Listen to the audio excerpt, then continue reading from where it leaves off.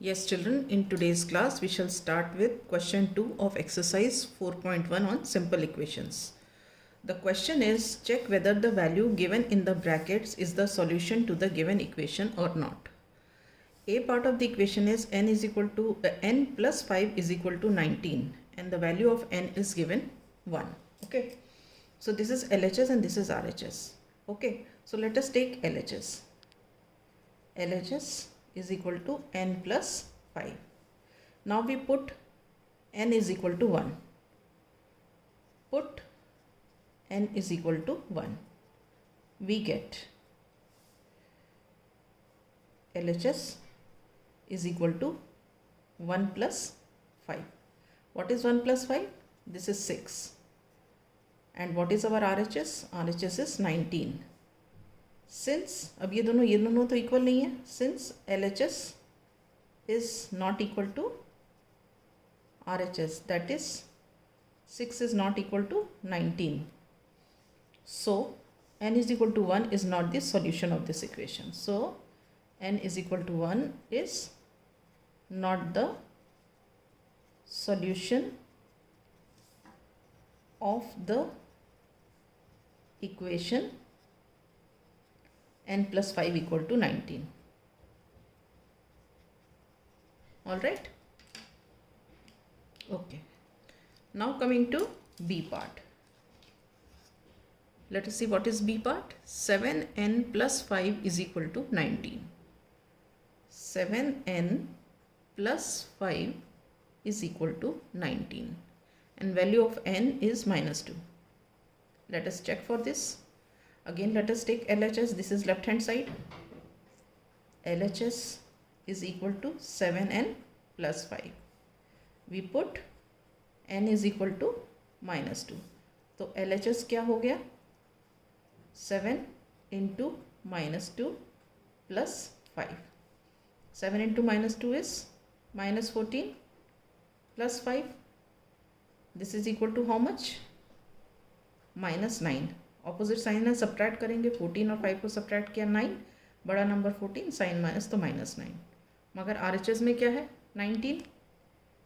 So RHS is equal to 19.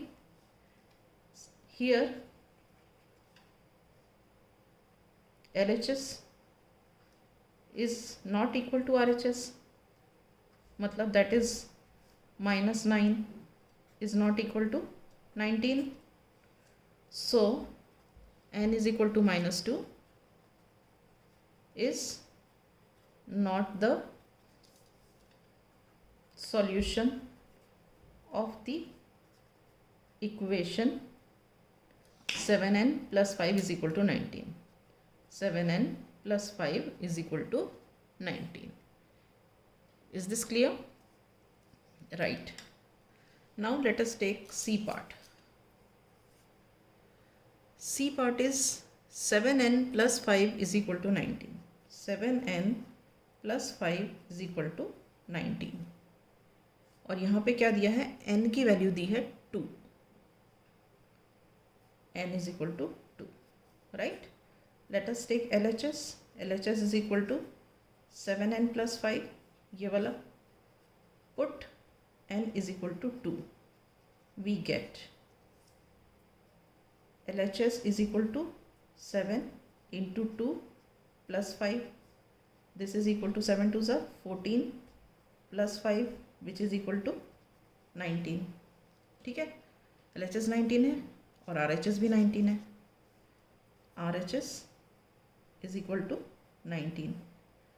Here LHS is equal to RHS. ठीक है ना? So n is equal to 2 is the solution of the equation 7n plus 5 equal to 19. 7n plus 5 equal to 19. Is this clear? Right. Now we come to D part of this question.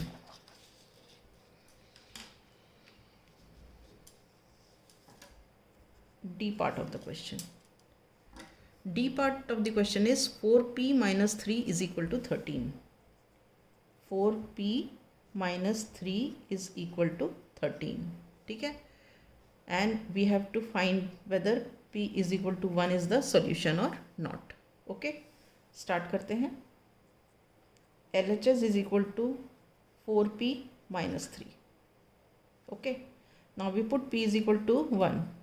Put p is equal to 1. We get, अब p is equal to 1 इसमें रखो तो क्या हुआ, LHS is equal to 4 into 1. p की जगह 1 लिखा, minus 3.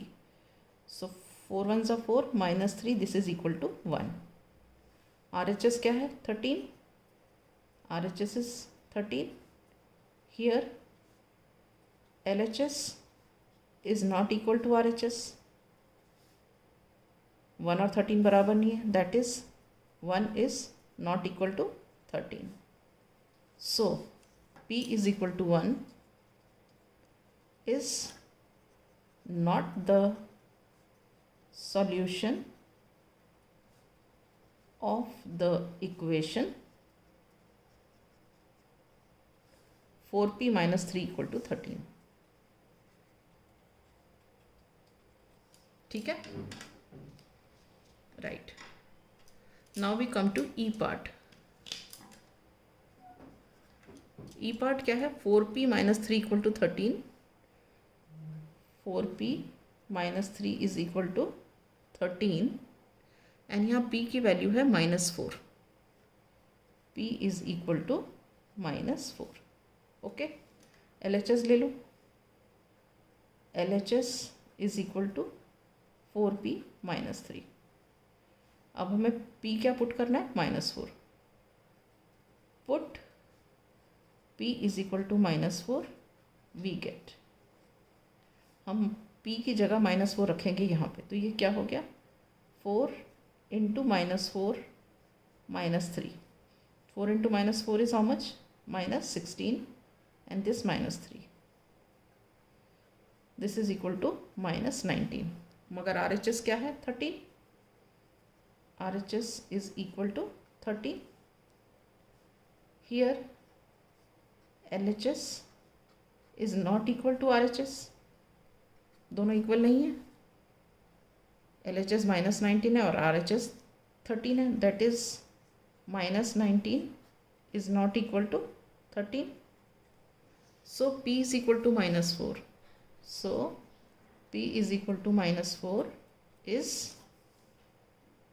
not the solution of the equation. कौन सी equation, 4p minus 3 is equal to 13. 4p minus 3 is equal to 13. Clear है, right. Okay, now coming to F part.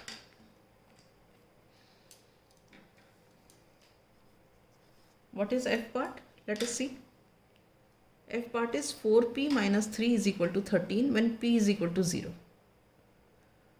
4p minus 3 is equal to 13 when p is equal to 0.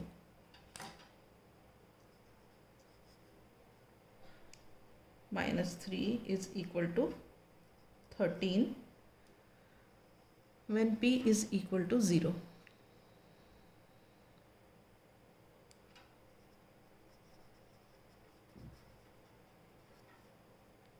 Okay, let us start. LHS is 4p minus 3. Now put p is equal to 0. We get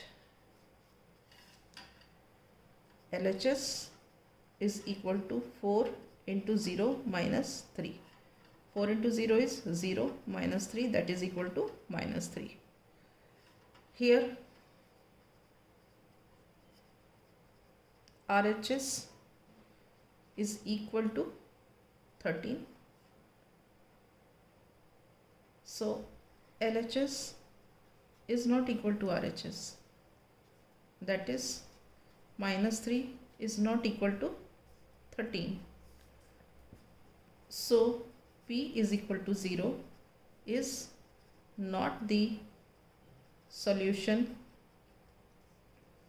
of the equation 4P minus 3 is equal to 13. ये P is equal to 0 इस equation का solution नहीं है.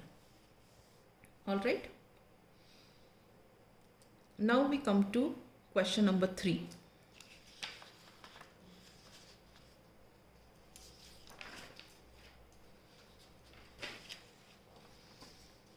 Question number 3 is solve the following equations by trial and error method. First is 5p plus 2 is equal to 17. Trial and error method क्या होता है, हम different values डाल के चेक करते हैं.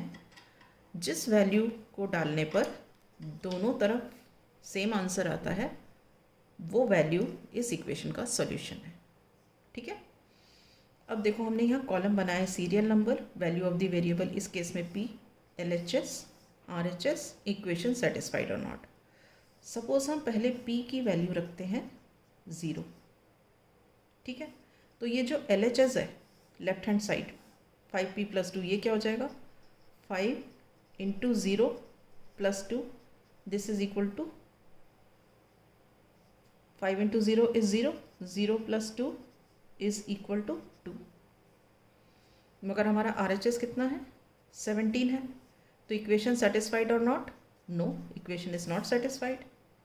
ठीक है, अब हम P की वैल्यू 1 रखते हैं, तो LHS 5p plus 2 क्या हो गया 5p मतलब 5 into P, P हमने 1 रखा है, plus 2, 5 into P plus 2, 5 into 1 is 5 plus 2 is 7, so 5 plus 2 is 7.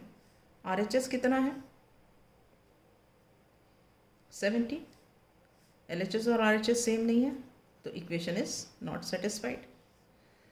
अब हम सपोज यहाँ पर P की वैल्यू 3 रखते हैं, P की वैल्यू 3 रखते हैं.